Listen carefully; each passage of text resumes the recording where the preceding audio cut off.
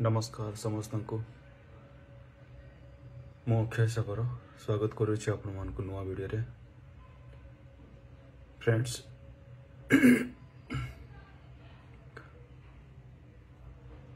आम मैंने पठन करथिला आदि पुस्तक 1 अध्याय 1 रे 2 रे पुणी 3 रे आमे से वाक्य आम मैंने बुझी पारले जे परमेश्वर पृथ्वी स्वर्ग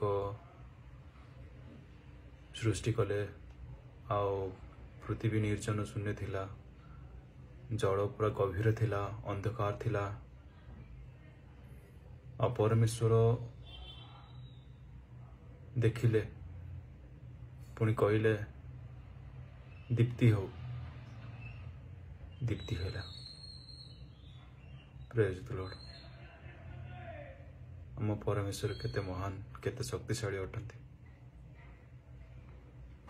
पुणी आगु को आम माने पढ़ा सब किसी आम बुझीपर।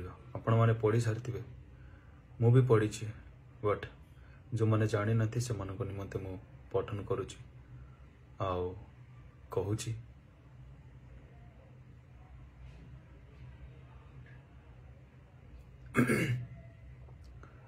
फ्रेंड्स, मु जने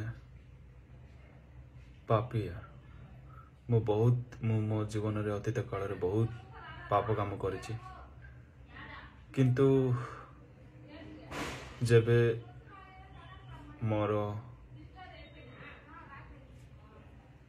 पुओ बहुत सीरियस थिला आउ से शैतान रो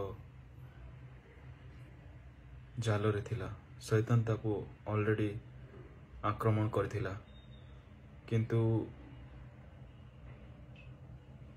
सेटा बहुत दुख भरा। माने से सिचुएशन से विषय भाविले मोर हृदय कांदी उठुची।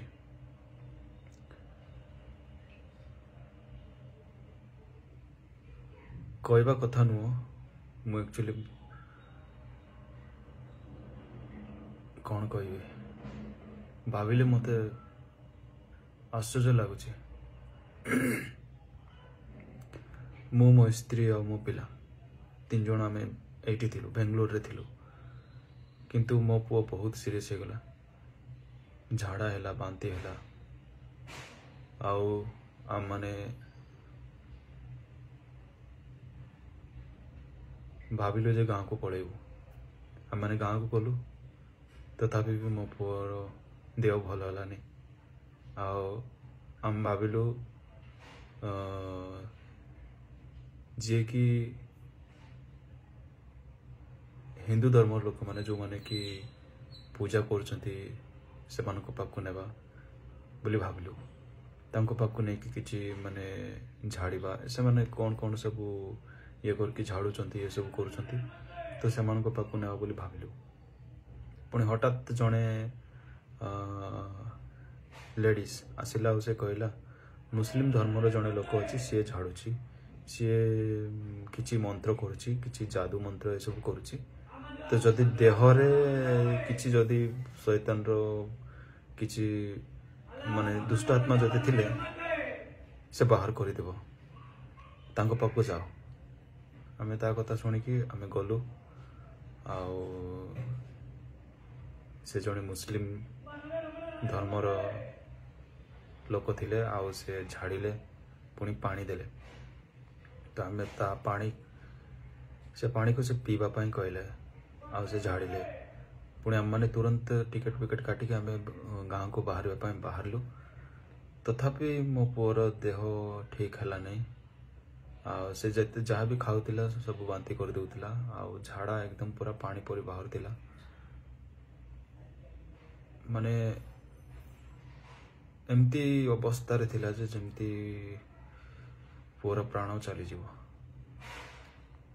सही प्रकार कष्ट रे थिलु। मु बहुत चिंतार थिली। आ मने मने प्रभु को डाकुथिली, आ कहूथिली जे कहीं आम सहित एते कष्ट,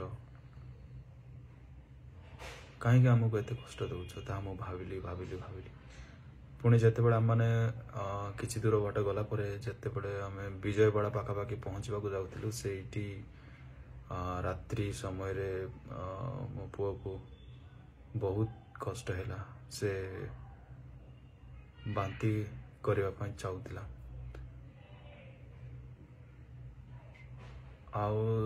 से समय सेठारे गोटे क्रॉस थिला माने चर्च थिला चर्च ऊपर गोटे क्रॉस थिला लाइट जोड़ुला रेड कलर रो तो मुझे क्रॉस को देखिकी प्रभु को याद कली याद करके मो पु मने मने प्रार्थना कली मो पु से समय बहुत कष्ट पाउथिला एमती माने आपण माने देखले भाबी जे प्राण चली जीव ए प्रकार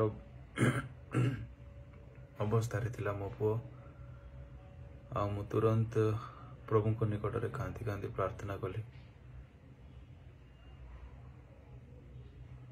पुणी जिते आम मैंने पहुँचलु विशाखापट्टनम सका 11टा एमती समय प्राय आम 18 घंटा ट्रावेल कलु तो 18 घंटे कम से कम 17-16 घंटा मो पु बहुत कष्ट पाइला जिते मैंने विशाखापट्टनम पहुँचलु से किसी खाइला ता पूर्व किसी खाऊ ना कि पीऊ ना जहाँ भी खाऊला पीऊला सब झाड़ा बांति पड़े जाऊला एपरी अवस्था मुझे अवस्था देखिक बहुत बहुत भांगी पड़े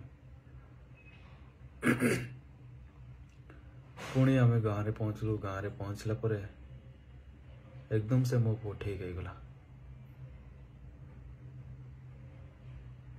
तापर मो स्त्री आ मो पिला से माने गले जड़े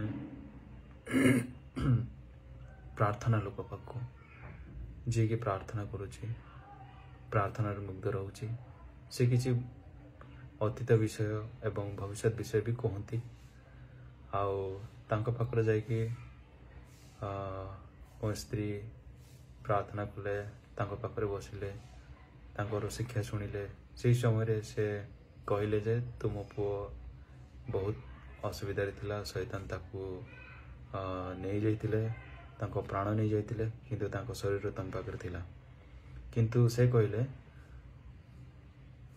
तमे तमर विश्वास प्रभु कोटारे तमर जो विश्वास अच्छी से विश्वास द्वारा तुम पुओटा सुस्थ होइछि से विश्वास द्वारा प्रभु कोटारे तमर जो विश्वास से विश्वास द्वारा तुम्हें तुम पुओ को फेरी पाइल